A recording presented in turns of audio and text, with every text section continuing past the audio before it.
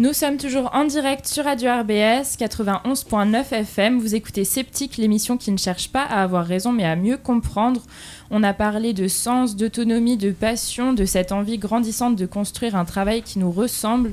Mais dès qu'on décide de sortir du cadre, une autre réalité apparaît, celle du risque. Car l'indépendance est devenue un idéal contemporain. On célèbre souvent les parcours entrepreneuriaux une fois qu'ils ont réussi. Pourtant, derrière les récits de réussite, on parle beaucoup moins de ce qui précède, les doutes, les périodes creuses, les difficultés financières. Alors pourquoi cette promesse de liberté continue-t-elle de séduire et qu'est-ce qu'elle dit de notre époque ? 76% des indépendants déclarent connaître des périodes d'incertitude financière et la peur de l'échec reste l'un des premiers freins à l'entrepreneuriat en France. Sophia, qu'est-ce qu'on voit pas en fait derrière l'ouverture d'un lieu comme Club Soleil ? C'est quoi les doutes qui t'ont traversé et que tu as dû affronter ?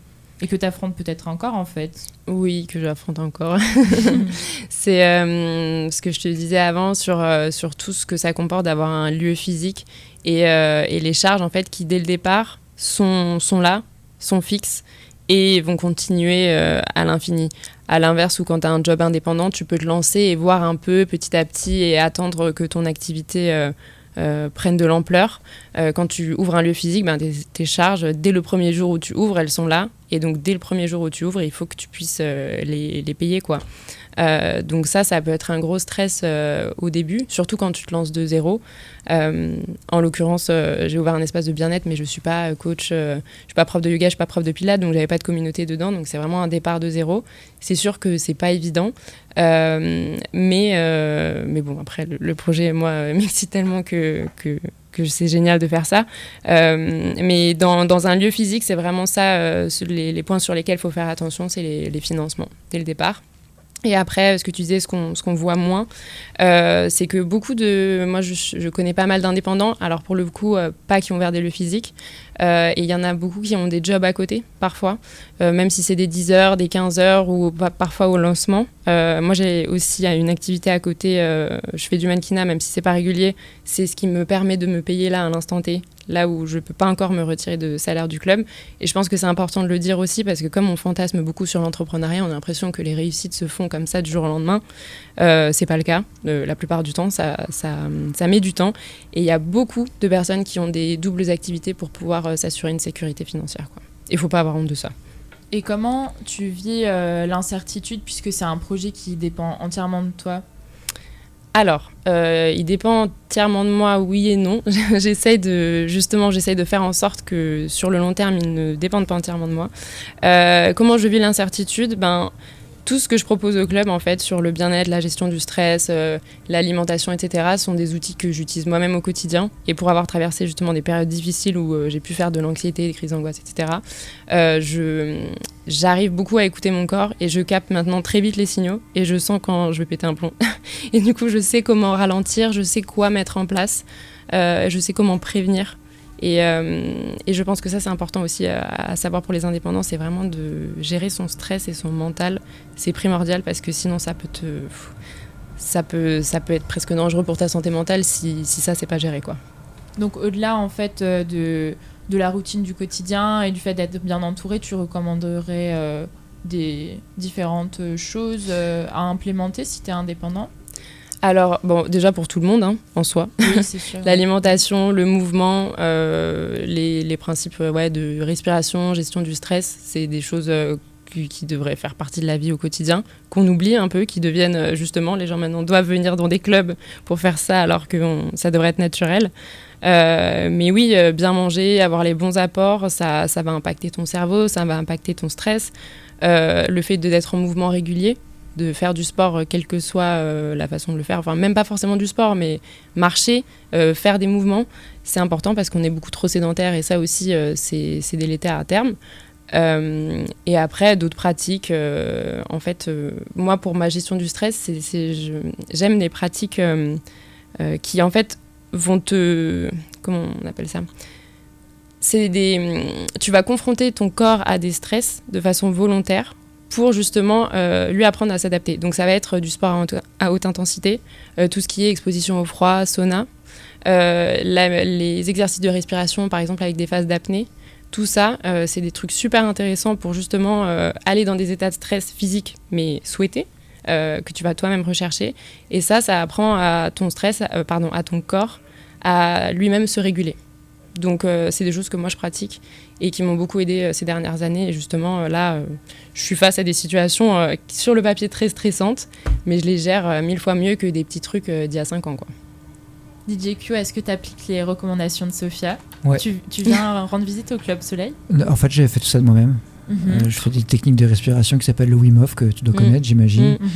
Je fais de la musculation, je pèse mes aliments depuis 2 ans. J'ai été vegan pendant 5 ans, ça j'ai arrêté. Et donc je suis à fond là-dedans, mais même pas forcément parce que je l'ai pas fait pour être mieux au travail, je l'ai fait parce que j'avais envie. Voilà. Mais ça m'aide beaucoup. Et en fait, souvent avec tout ça, le plus impactant positivement pour moi dans tout ça, c'est tout ce qui traite autour de la gestion du sommeil. En tant que DJ, la gestion du sommeil, c'est capital en fait, parce que nous, notre sommeil, on lui met un grand dans 180 tous les week-ends. Tu vois, je me couche à 7h du matin tellement de fois dans l'année. Et donc, c'est bien que j'ai une activité où on me dit tout le temps, non mais il faut dormir 7-8 heures, tu vois, parce que si tu veux faire ça longtemps, et j'aimerais bien le faire longtemps,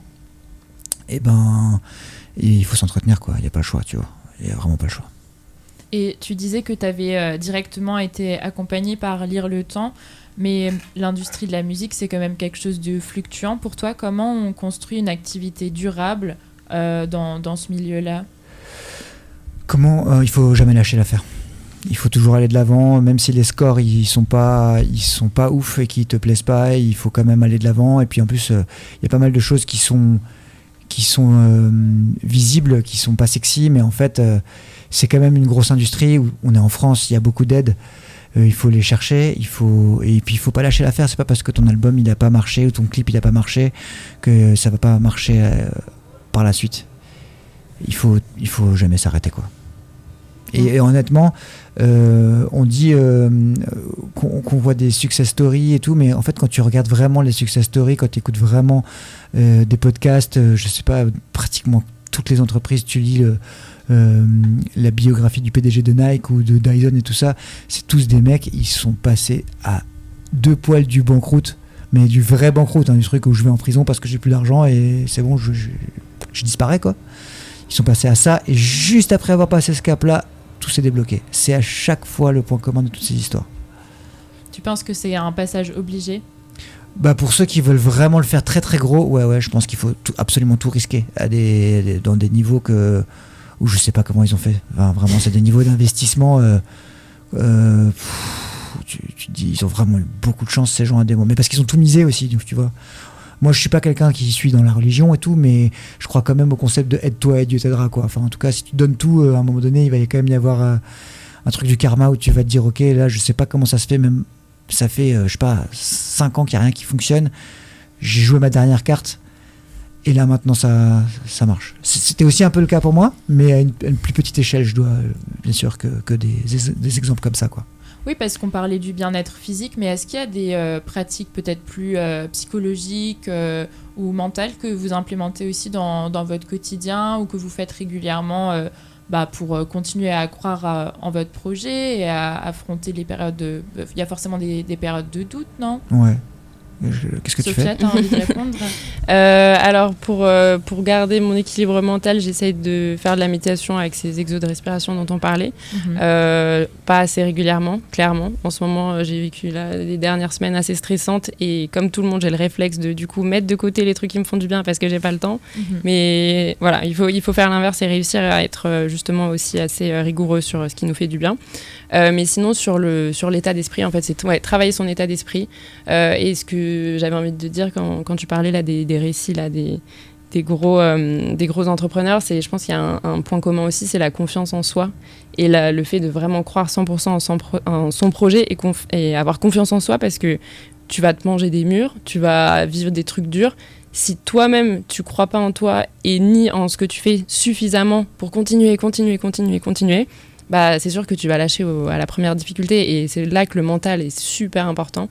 Et du coup, moi, ce que je fais, alors, c'est pas forcément avec régularité, mais bon, j'aime bien me faire des vision boards chaque année.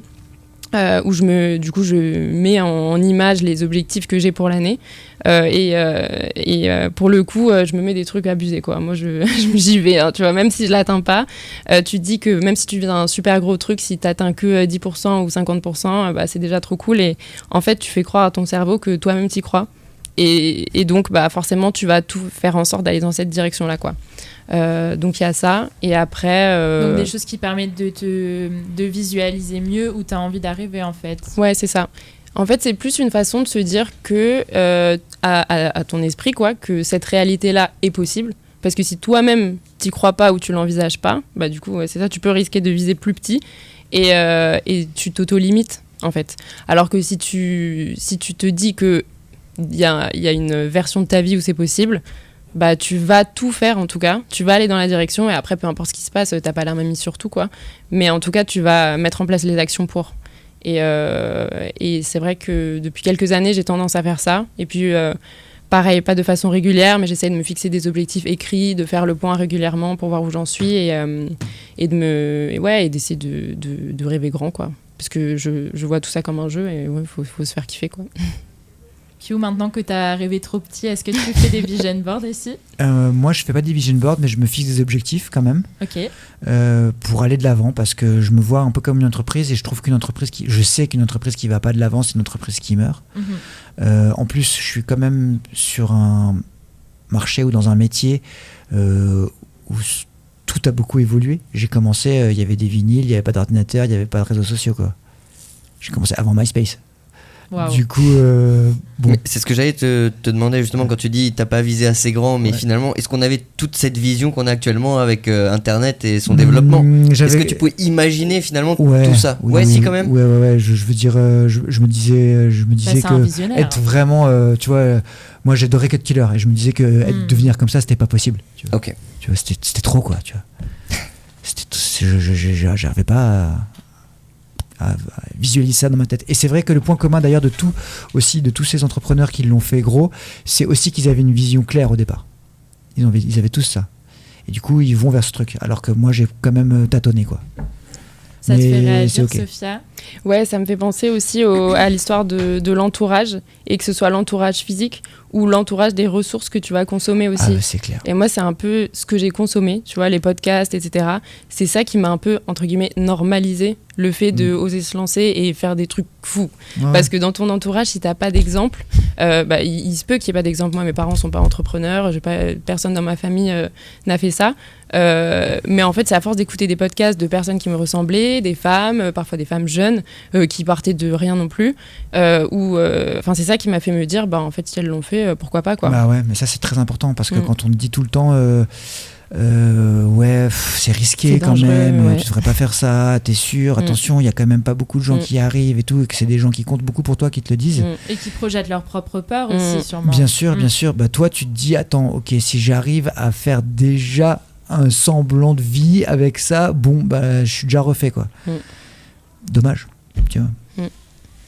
C'est quoi la plus grande peur financière que vous avez eue, justement ? Parce que souvent, les questions financières, elles sont hyper tabous dans l'entrepreneuriat, mais ça en fait partie aussi, quoi, en fait. Ça me faisait pas peur, moi. Je me disais qu'au pire, je vais l'intérim, quoi. Je vais taffer. J'ai pas peur de travailler. Oui, je pense pareil, en fait. Je me dis, si demain ça marche pas, alors c'est sûr que, pareil, comme j'ai un lieu physique, il y aura des pertes financières, mais à terme, je sais que je retrouverai un travail, je serai jamais à la rue, quoi. Quand je dis que ça me faisait pas peur, c'est pas genre je suis au-dessus des peurs, hein. Mais je me disais, si ça marche pas, je vais réussir à me rattraper, ça sera pas la fin du monde. Je vais pas me laisser, je vais pas m'endetter au point que ce soit irrattrapable. Je vais gérer, et si je vois que c'est trop, je fais un boulot à côté, ou j'arrête et je trouve un autre boulot. Mais comme j'avais cette pensée-là, quelque part, je savais que j'allais pas me laisser aller au fond du trou, et donc j'avais pas peur dans ce sens-là, quoi. Sophia, tu disais que tu avais été inspirée par des podcasts, etc. Est-ce qu'il y a des grandes figures comme ça qui t'ont donné le courage de te lancer toi-même ? Alors, pas forcément des personnes en particulier, mais j'écoute vraiment beaucoup de podcasts sur l'entrepreneuriat. Un peu moins là ces derniers temps, mais avant de me lancer, vraiment, j'en mangeais du matin au soir. Et il y a par exemple Génération Do It Yourself. GDY, et qui, alors c'est entrepreneuriat, mais parfois ils interviewent aussi des artistes, des hommes politiques, c'est assez varié.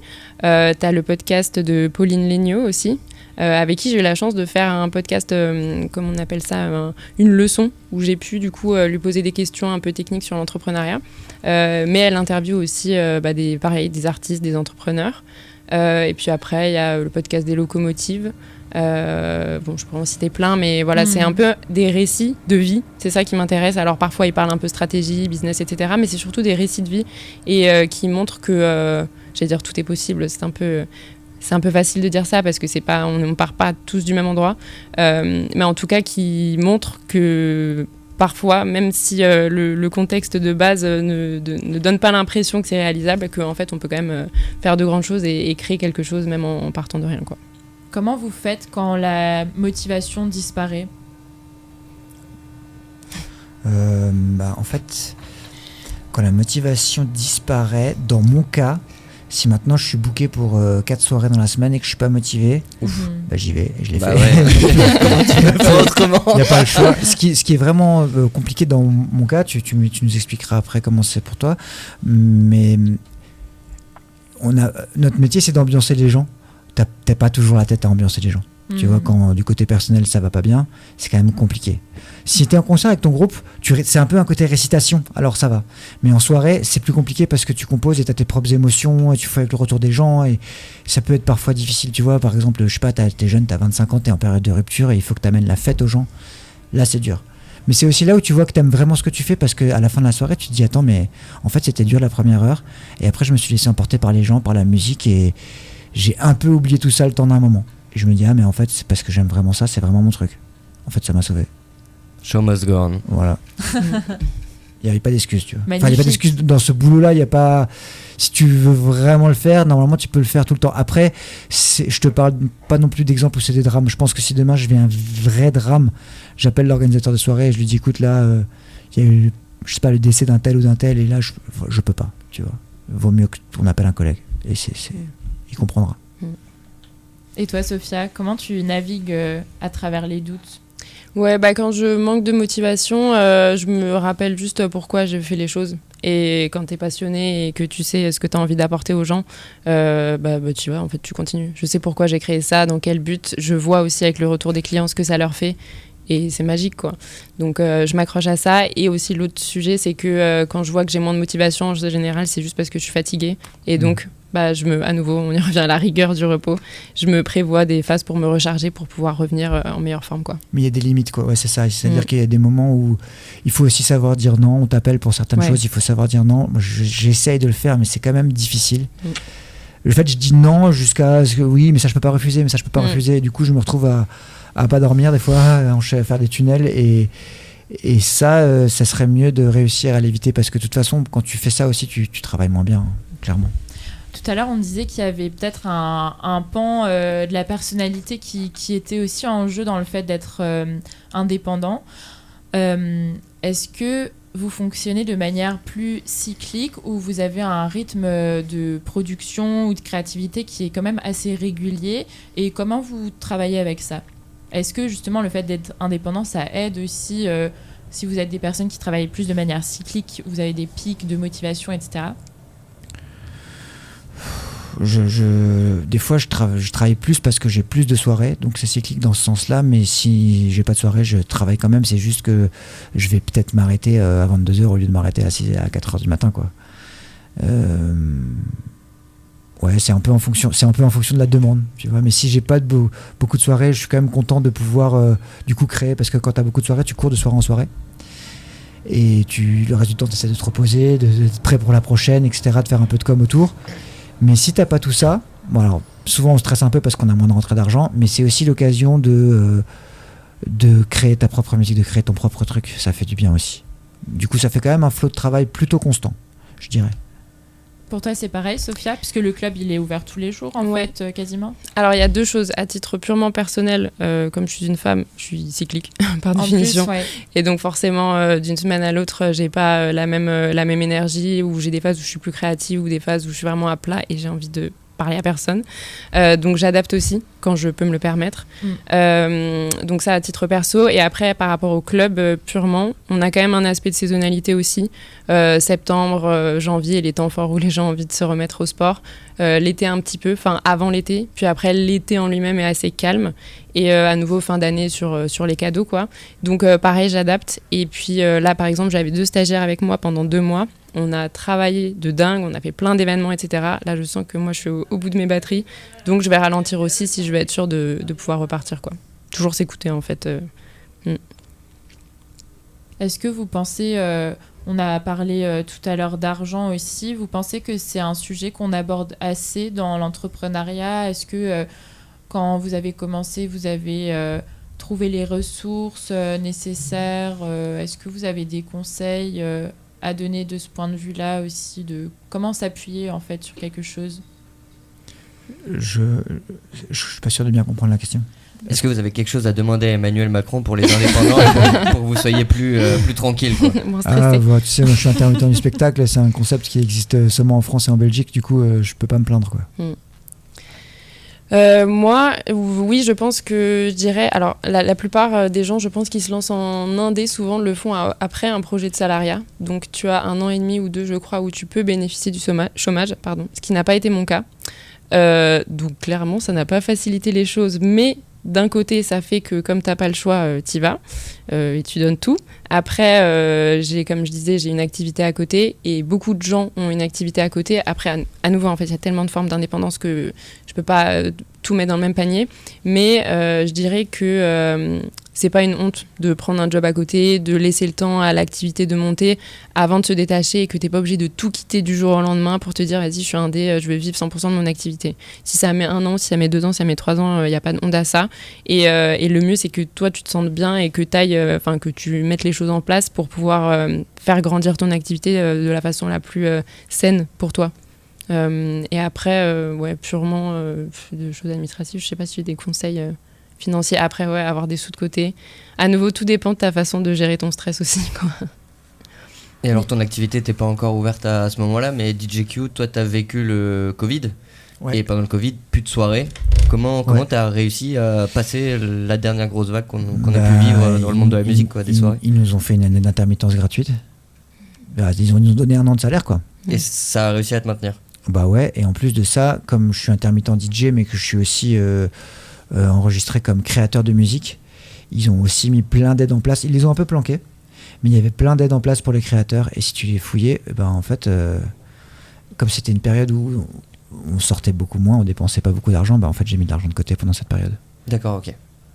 On arrive déjà au terme de la 2e partie. C'est le moment du clin d'œil des invités. On vous propose de nous partager une petite recommandation culturelle, un article, un livre ou un film, soit qui vous a inspiré ou soit sur le sujet pour continuer. Sophia, tu parlais du podcast Génération Do It Yourself, par exemple. Il y a d'autres choses que tu nous recommandes ?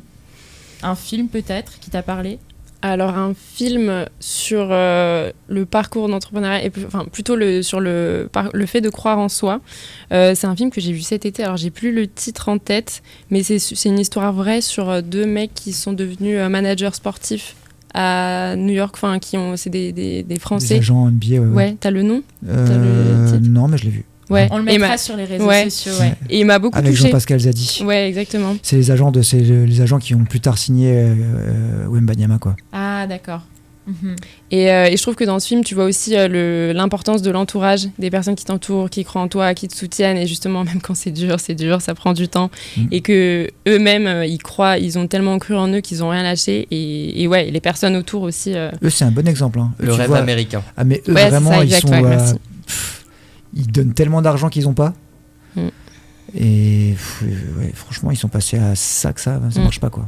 Et toi, tu as une petite reco culturelle. Où est-ce qu'on peut te retrouver prochainement ? On peut me retrouver demain au living. Parfait. Voilà. Et toi, Sophia, on peut te retrouver au Club Soleil aussi. Demain aussi, mais moi, j'ai une vraie reco culturelle pour le développement personnel. C'est un livre qui s'appelle « Penser comme un moine » de Jay Shetty. Et ça, vraiment... je pense que c'est une bonne bible pour plein de questions qu'on se pose, quoi. Et pour les entrepreneurs, juste pour les gens qui veulent s'améliorer, qui veulent être plus heureux, franchement, je recommande ce livre à fond la caisse. Moi, je le relis tout le temps. Merci à tous les deux. Ce soir, on a parlé de travail, mais aussi de liberté, de courage, de stabilité et de ce que nous sommes prêts à risquer pour construire une vie qui nous ressemble. Dans une époque où les parcours sont de moins en moins linéaires, une question demeure. Cherche-t-on encore la sécurité ou cherchons-nous autre chose ? Merci Sophia, fondatrice du Club Soleil à Strasbourg. Merci DJQ. Merci à toi. Merci Nicolas Rodier d'être enfin de retour après nous avoir lâchement quitté la dernière fois. Je ne repars plus. Merci à vous, chers auditeurs, d'avoir été avec nous et surtout d'avoir laissé vos certitudes au vestiaire. Si vous ressortez avec plus de questions que de réponses, c'est normal. Ce soir, on n'a pas eu le dernier mot.